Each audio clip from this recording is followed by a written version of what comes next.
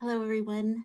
Welcome to our fall term. This is COM 340, and it is a hybrid class. That means that some of our work is online, and we get to meet in the classroom as well. A couple of things right off the bat that I want you to make note of is we are not meeting week one. I will not be on campus on Thursday due to a previous family engagement that I need to attend.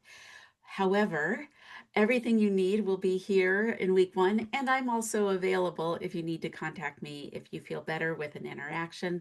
Just go to our Canvas page and click on the links to contact me, send me an email. Uh, there's lots of different ways, which I'm going to go over in this video. This is your syllabus video and the tour of the class or the overview of the class. My name is Sarah Sheldrick, and I'm the professor. I have been teaching COM 340 conflict management at Western Oregon University for over 5 years now. It is one of my favorite classes to teach, and it is one of my specialties is to study conflict management. So I can't wait to share with you everything I know as I designed this course from all my experiences. And there's actually a page also on Canvas where it shows you a list of everything that I have been using to draw together to create this class. I'm looking at the syllabus right now since this is the silly video. So you can go to Canvas page and click on the syllabus and follow along. It's a 4 credit class, hybrid, as I mentioned just a second ago. And when we do meet, we'll meet on campus, and you can see the day, time, and classroom scheduled on your uh, in your Canvas in your portal. So go look for it there. Uh, I also, as most syllabuses have, is an uh, accessibility statement. That is the standard statement for Western Oregon University. If there is something that you need me to pay attention to, we do have some things in this class that you might need an adaptation for, depending on what every individual person needs. There are some things that I built into the class that that sometimes they've said that you need to go to disability for, but I just built it in as a natural part of this class. We'll get to those things as well. So if those things apply to you, they might be already embedded in here. Um, so my name is Sarah. I have my contact information on the first page of the syllabus, but it's also in Canvas. If you go to the Start Here module, there's a page just for Sarah's contact information. That's me. So go ahead and look there. My office is in Bellamy Hall, and I'm there on Wednesdays and Thursdays. And week one, I will be there on Wednesday almost all morning. So if you're feeling like after this video, or if you have any questions, you could come by right away, week one, and come and talk to me and ask me some questions if you need to. I definitely welcome that. It's my favorite part of the job when we get to have interactions and talk about the materials, and even any questions you might have about the way the class is designed. I'm very open about that. The second page of the syllabus is student conduct, which has a lot of the policies from student conduct codes, student responsibilities, an AI statement, and academic integrity. Also on this second page of the syllabus is prioritizing self-care. This whole class is kind of about self-care. It's about how do we manage stress and burnout, and why do conflicts kind of bubble up when we're under a lot of stress, and or conflicts that cause stress, and then how do we manage that? So actually, self-care is the content of our class, but I do put it in every syllabus because being a student is really difficult. You have a lot of classes, a lot of schedules, activities, and of course, there's you and your friends and family that are also occupying your space and time and energy. We live in a lot of pluralistic ways in this current the speed of our society. I feel like it's very speedy and we are expected to do a lot. So there's a lot to juggle, and I don't expect my class to always be your highest priority. So when we get to late policy, I'll talk about that.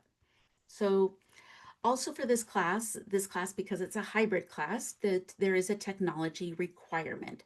You need to have access to some type of tech computer or some way to access our online content. You'll be making video presentations to post, you'll be meeting online, and you do need a camera.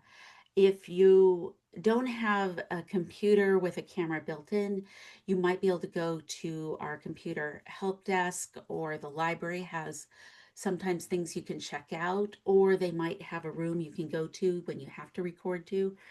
You don't have to always do it at home. You can do it on campus. We have a lot of resources on campus. Let's if you falling into a category where you're needing technology support, no worries, I've got you, the college got has you. Let's figure that out.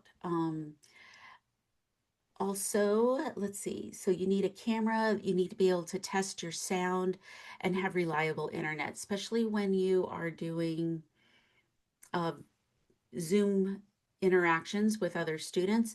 This is a really, and you're recording different conversations, we're going to need some reliability on that. If you don't feel like that exists where you're home, let's plan to do homework on campus in the library, where during library hours, and figuring out how to create that environment for you so we can get you to success. All right, I'm on page 3 of the syllabus, which is grading and assessments. Grading and assessments. Oh my gosh, I haven't even told you what this class is about. It's COM 340, which is conflict management. Okay, I'll talk about that in a minute. When I talk about the assignments, that's coming up towards the end of the syllabus. I feel like jumping to it now, but let's just go right into grading, because that's usually what we're all wondering. What do I have to do?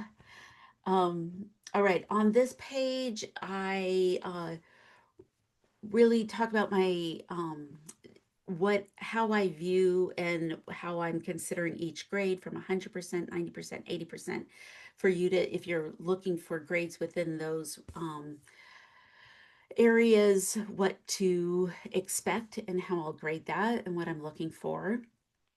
And my late work rubric is 0 to 12 hours. There's no point penalty. So every assignment already has a natural extension from the due date. You have a 12-hour window. Now, this is important. Uh, all my assignments in my classes, unless they're due during class, are due at 9 p.m. Canvas has an autofill time of 11:59 p.m., which you're probably used to. So just be aware that the actual time is different. But maybe you don't want to turn it in at 9 p.m. You want to turn it in at 11:59 p.m. Great. You be you, do it. You won't lose a single point by turning it in at midnight or at 1 a.m. Though I do think you need to prioritize your health and self-care. So however that looks for you, but maybe you don't feel well and you just need to get to bed and get a good night's sleep, and you want to go to bed early and crash out. You're like, oh, that assignment's due. No worries. Get up in the morning and get it done in the morning. And you could have it in by before 9 a.m. and I will not take a single point off.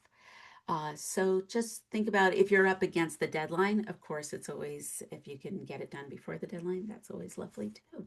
But I know how it is. The best laid plans, it makes it sometimes difficult with all the things we're juggling. What happens after 12 is that I still accept your work. It's just with a 20% point deduction after 12 hours. So if you need even more time, take it. If you want to just take the hit for an assignment, do.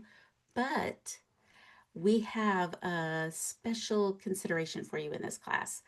You are given what's called flex tokens. So sometimes we need some flexibility with an assignment to turn it in when we need, and you can have that 12 to 72 hours and not get a single point penalty. You get 3 chances for this, and they're called flex tokens. So if you need flexibility with when you submit an assignment, it's built into the class. Uh, if you submit an assignment in that 72-hour window after the due date and you don't want any point penalty for a late submission, all you have to do is leave a comment in the comment bar that says, I would like to use one flex token for this assignment. And then I'll just grade it without any point penalty. Uh, and then you can see the running total of your flex tokens a week after week one, somewhere at the end of week one, you'll see them appear that you have 3. And then every time you ask to use one, I'll reduce it until you're down to 0 and you've used them all up. If you don't use them all up, because wouldn't that be lovely if we got everything in on time? And sometimes that happens, that those become bonus points and you can use those for extra credit. So that's how flex tokens work. And this is written out in the syllabus in a very small, like little explanation, but in Canvas, it is much longer explanation. I go into a lot more depth about it. So be sure to go there for more information. All right, in this class, you have something called roundtable discussions. That's one of our assignments. You have 2 of them this term. One, I think around week 3 or 4, and then one towards the end of the term. This is fall, so that'll be around Thanksgiving week. You'll have another one. So those are 2. I will assign you your group. You will meet in a Zoom room, record that meeting. You'll go through a list of questions as they're laid out. I'll have a whole other video that explains that part. You will go through the questions as a group and then submit the recorded video. There's no, usually, sometimes there's a little bit of a written assignment, like list the video that you brought to the meeting, and something like that. But there's no like written homework or essays or presentations that you have to prepare or anything. It's really just a dialogue. I call them roundtable discussions or team meetings. You'll see those 2 words used interchangeably, roundtables, team meetings. Um, but so that means the same thing. So the late policy for team meetings is different than the late policy for other assignments. It's a completely different world when we have to work with others. I give a lot more extension. You have up to 5 or 7 days where you could turn in your team meeting after the due date if your team needs to adjust, because getting everyone into the meeting and doing schedules is a complicated process. It takes a little bit of time to figure it out. But once you figure it out, and if you need a little wiggle room, take it. That's all right. I'm here for you. And keep me posted if you're turning something in late so I know it's coming in. Have someone do that on the team. That would be wonderful. All right. I'm not sure what page I'm on now. I lost track. Page 4, I think. Expectations and norms. Expectations and norms is my in-class attendance and participation policy. This is a conflict management class. So we're going to be really looking at the way we construct dialogues and our messaging, and we're going to become conscious of the way other people are talking. We're going to look at how conflict shows up. Not conflict, that's not the word I meant to say. How communication cultures have different rituals and norms. We want to become aware of those and start learning how to adapt to them in real time. So all of this means that this class is not just about speaking, it's about listening and how we listen to the way people are talking. And this really brings us to this idea of what are we doing in a conflict management class? Is there any conflict? Is there? I don't know. That's my sarcasm voice right there. I hope you don't mind me dropping a little. Yes, there's always conflict going around with all of those things. So we are going to wait. I lost track of my thought. I had a message come in here. Okay. All right. Sorry, I got distracted. This is me. This brings me to the next thing on expectations and norm, that you are speaking extemporaneously. I am speaking extemporaneously right now. That means I haven't memorized anything. I'm not reading anything. I have an idea. I'm organized. I have the points I want to make. I'm using the syllabus right now, which is full of words, but I am not reading them. And that's really because the listener's ear will take in information much better if it's in a conversational style. So we consider extemporaneous speaking, which is an organized, planned, practiced, but not over rehearsed style of speaking that is to convey a conversational manner. And people who are really good at public speaking are usually doing extemporaneous style.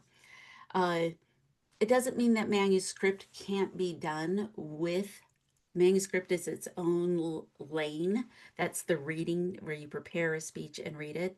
That can also sound in the right hands, sound very conversational and has flow. But that is usually in the hands of someone who is in a very advanced public speaking. And this isn't a public speaking class. We are just learning how to convey an idea in conversations. For example, if I was to read, and just to give you some contrast here, I'm just looking at the syllabus here on the side. What have I said? So, in this course, we emphasize extemporaneous speaking, a style that involves preparing and practicing in advance while avoiding a full script or memorizing word for word. This approach builds adaptable and authentic professional communication styles. Whether you're delivering a presentation or speaking in class, reading from a prepared statement will result in a non submission grade. All right. Well, maybe some of you were able to pick up on that, but it sounds qualitatively different when I read it versus when I'm just telling you about it in this more conversational manner. So I really want to make sure that when you submit things, even if you have on your screens behind your video a script, uh, don't read it. Don't even put it up there. It's better to have note cards or just a single couple words to prompt you. I'll talk about that in class as we're preparing for some of our first video presentations. I'll give you some tips, and I'll probably make another video with tips too. I do like to make the video tips. It's a hybrid class, so we'll just go for that.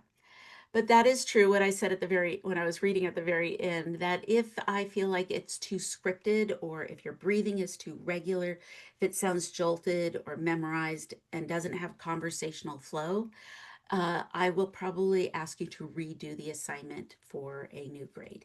And the late policy will apply. But let's go through that by a case by case basis and figure that out as we move along. So far, it's been going pretty well. So I just wanted to let you know about that. This is one of the skills we're developing, and in class we'll work on it. We'll also work on it. We have 2 presentations in class that, oh my gosh, we got balloons. I feel like this always makes balloons. Okay. Uh, I have my animation on. That was fun. So we do 2 presentations in class, and we will do those in small groups and work our way up to the front of the room. Again, I'll talk more about that. It's not, you don't have to do it the first time we meet. If there's going to be room before that happens. The next page that I'm going to go to is the overview page, where I talk about what are we doing this term? What are we going to cover? What is conflict management?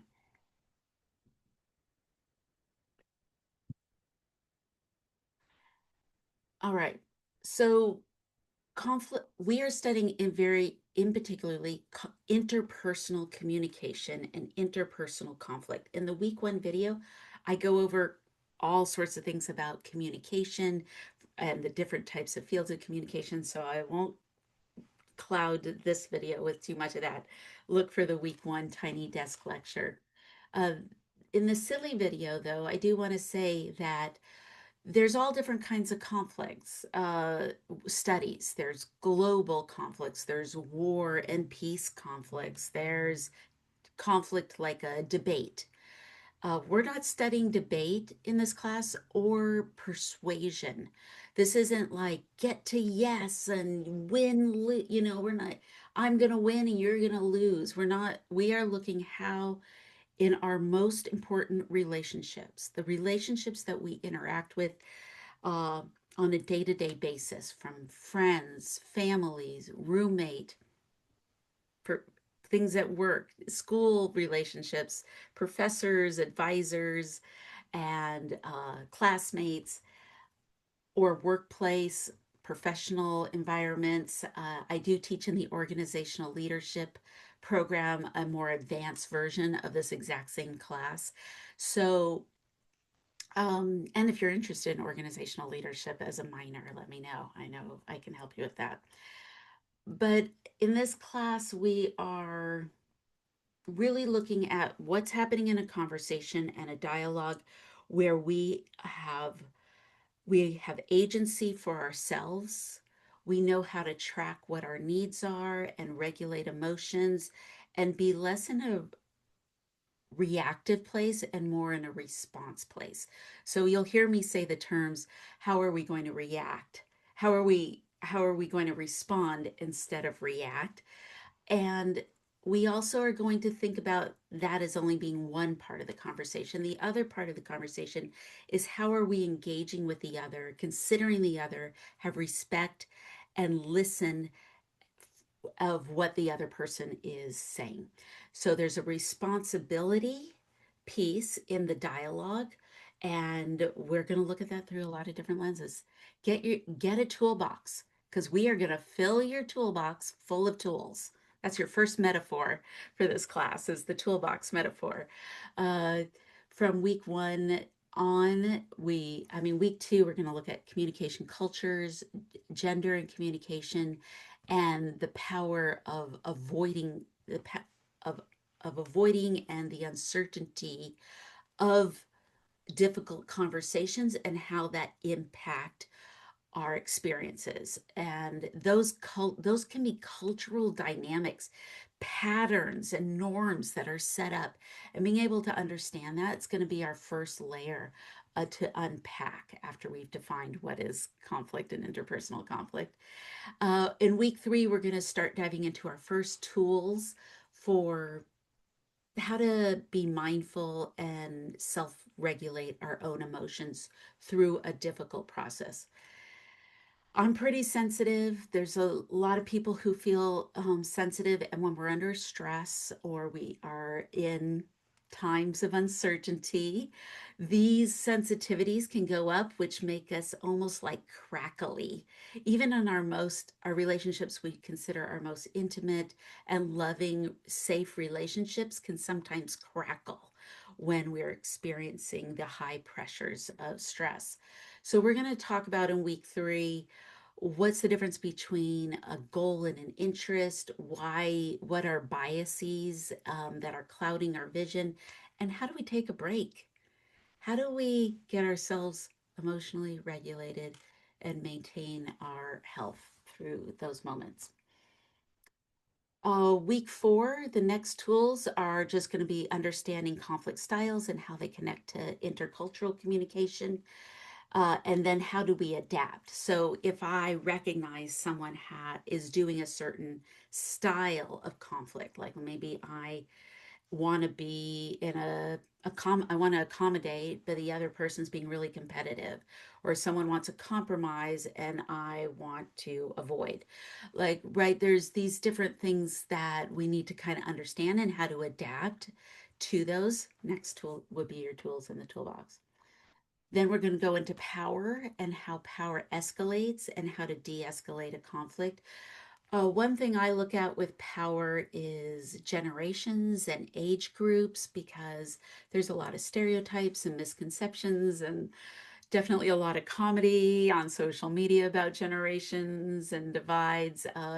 And we want to think about that's a really interesting way to first explore elements of power, but we'll also look at it with in professional workplaces, supervisor to subordinates, family dynamics with parents and children, and how things escalate, spiral into places of toxicity. And we'll not just use that word as a buzzword, we're going to really get a good definition in there. Or how do we de-escalate it and move it into a place where we can have agency and responsibility for the other. In week 6, we start diving into conflict mapping, what is nonviolence, and feedback loops. All of these are to kind of think about. It's kind of like we're going to zoom out. We've been zoomed in, and by week 6, we're going to zoom out and look at the overview of the conflict and look at the bigger picture. And that's what conflict mapping is. We might even start that a little early in class, so by week 6, you'll have a really good feeling of it, maybe in some of our activities. Week 7 is face work and identity. So identity is probably, I give it its own week because it's just like, has such an impact on how conflicts are, what's happening in a conflict. Week 8 is our last week of new content, and this will be forgiveness and reconciliation and looking at things in there. So that's what we're doing there. With forgiveness and reconciliation, we're looking at the difference between forgiveness and reconciliation. That you can forgive and not reconcile. I like to say that right away, because there is some belief that just because you forgive, all of a sudden you have to be back with the other person, or somehow it excuses the other person from what they do.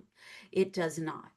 The harm is the harm, and we want to recognize that, and we're going to really drill down on what is really happening with forgiveness, and then if reconciliation is the path forward, if it's a choice of everyone involved, we will talk about what that looks like too. This class does come with a content warning. This class, we are going to be talking about rethinking conversations, and this means it's going to bring up the past.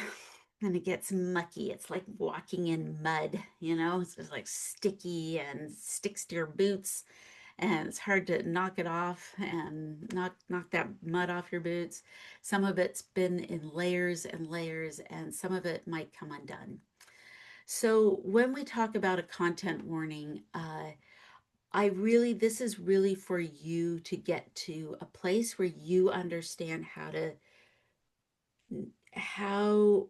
to take care of yourself when you can feel that wave coming up, that you in my class, you are not required to just sit and push and push and push. That if you need to let back a little and get to a place where you feel safe again, I want you to do that. I can't do that for you, and I don't know when you're near that line.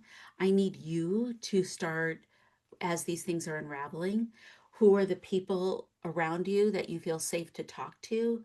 Who can you go to get us help if you need help? Let's make sure that's all ready for you. We'll talk a bit about childhood here. We might talk about past romantic relationships. All sorts of weird stuff comes up in this class. And I don't know about you, but some of it does feel raw and has a bit of pain in it. Not a bit. Sometimes, like volcanoes of pain are there. And so, just like grief and other things, you're never quite sure when it's going to come up. But let's get working on knowing yourself so you can sit in the class and sit with this content and move into a learning place with it. Okay. The last page of the syllabus is a list of all the assignments, which you can also find on Canvas. But if you don't want to print out the whole syllabus, fine by me, but maybe you'd want to print out this one page and keep track of it. There's a place to write in due dates. Sometimes I change a due date. I never move a due date up sooner, but sometimes I'll bump it out if I didn't, like for I mean, it could be for a number of reasons, but one reason might be that I didn't get the next module open in time. And I like all assignments to have a minimum of 10 days available. So you have 10 days to complete each assignment before it's due.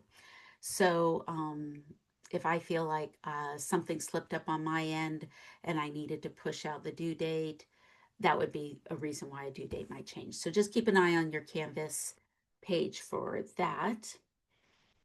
What are the assignments? Okay, so this is week one. You have two discussion boards that are our introductory discussion boards. I'll let, here we go with the balloons. Apparently two is for balloons. Um, so these discussion boards, the first one, the instructions are very clear. Read through them carefully. I'll let you go ahead and make your post for that. And then the week 1B introduction, there's two different ones. That opens up on Friday, and you have a few days to get that done. This might be the one exception to my 10-day rule, is getting these first week one assignments done, because week one is week one. It looks like we might only have one other discussion board at this point. One might move into a discussion board if something happens where we can't get it done in class. But week 9, way, way in the future, during Thanksgiving week, we will not meet during Thanksgiving. You will have a online discussion board that week that is for music and lyrics. You're going to post like a song and do a conflict analysis of the lyrics of a song. Uh, so there's that assignment. You have 2 roundtable discussions or team meetings. We talked about that. You also have a quiz. Every week you have a quiz. So week 1 quiz, the week 1 quiz is like this video and the syllabus. So if you have your syllabus ready, it's a quiz really just to check in about looking over the syllabus and clarifying my policies. Hopefully it should go pretty smoothly. It's not based on any conflict management content, just syllabus, and that's due on Sunday. All the other ones, though, will be based on the module and lecture, the Tiny Desk lectures I post, and our in-class activities. If you come in class, there might be questions in class that you can expect on the quiz. So you don't have to take the quiz before class, but if you plan to take it that Thursday evening, after we've had class and everything's really fresh and bubbly, I'll probably be introducing some of the questions in there so you'll be all ready for it. I like to do as much as I can to help you out with that. And for quizzes, you have 3 opportunities to take the quiz. 1, 2, 3, 3 attempts. That's what they call it. 3 attempts. Each attempt is 20 minutes, and it's usually 5 to 10 questions. Each one is a little bit different. So each week it'll say what is happening. Then in class. So in class is where we get to really do the practice. We get to dialogue and play games and activities and watch video clips and movie clips and analyze them. I love to show movie clips, by the way. Big movie clip person. So get ready for some video stuff, and that might be something like on the quiz. Might be one of the videos we showed in class. So that would be another good reason to be in class.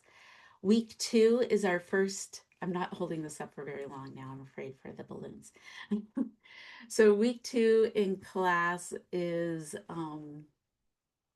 our first meeting, where I get to meet you in person for the first time. I'm so excited. I am so sad this previous engagement fell right on our first day of class, and I really debated that for quite a while. I'll talk about that more later, but don't have to talk about it now. But I will get to see you on week 2, and I'm really looking forward to it. Get ready. I have a game to play right out of the gate, so it'll be a good first day on week 2. And then so if you see in this list, if it says the week, what number of the week, and then in class, that means there's going to be an activity in class that we will be doing as a class. Come with your notes, come with your vocabulary. Do not expect a lecture every time. If you have questions about the lecture, questions about the vocabulary, I'll be happy to answer them. I usually love questions, so bring them on. Uh, but uh, you should have your vocabulary and your tiny desk lecture done coming into class, because we'll be watching a video, you'll be in small groups, you might have to give examples for the vocabulary for that week. It's good if you're prepared. So our class is on a Thursday. It usually goes live on a Friday, sometime Friday afternoon, and then that gives you that much time the weekend to prepare for Thursday's class. If it doesn't say in class, that means you have to come to class with something prepared. So I see week 3 is children's book. I might change that to week 4. I'm already thinking of changing it, but okay, we'll see how it goes. Week 3 children's book is where you're going to talk about, well, I'll give you examples, and I'm going to bring examples week 2 to class, but we're going to connect what we studied about culture and conflict to the way stories are told to children, and how culture is shared and learned through the way we talk to children about conflict. So we're going to be looking at children's books together, and you'll have to come prepared with something. But I'll talk about that in week 2's class, and there's a video for that like this one. Of course, there's a video to help you along. Uh, and then week 6, it says metaphor. That's another one where you're going to have to come to class with something prepared. And again, that's week 6, so we'll have plenty of time to talk about it then. The last things we have to do for this class are called the ticket. The ticket is the first report and the last report. The first report is the report that is due this week, week 1, and it's just because we didn't have class and there's quite a bit of content, and I have a tiny desk lecture and some videos, and you just give me little opinions and quotes from everything that was in the week 1 module. The last report is a little bit different. That's almost like your final for the class that's due at the week after Thanksgiving. And that will be where you round up the whole class. And we'll talk more about that then. No need to worry about it now. If for some reason you miss in class, an in-class activity, which is week 2, 4, 5, 7, and 8. So that's 1, 2, 3, 4, 5, 6. There's 6 classes that we have activities for. If you miss one of those classes, there is a video discussion board assignment online where you will have to create a video presentation online for that week's content if you miss the in-class one. Again, I'll talk about that more as we get closer to that happening, which may not happen. Maybe some of you will have perfect attendance and you won't even have to worry about it. But we all have different things, and life is life. So we will figure that out as we go along. All right, this is the silly video. There's no required book for this class. I don't know if I mentioned that, so I just want to make sure I mention it right now. And you can find a lot more detailed information online. I can't wait to see everyone week 2. Goodbye, everyone.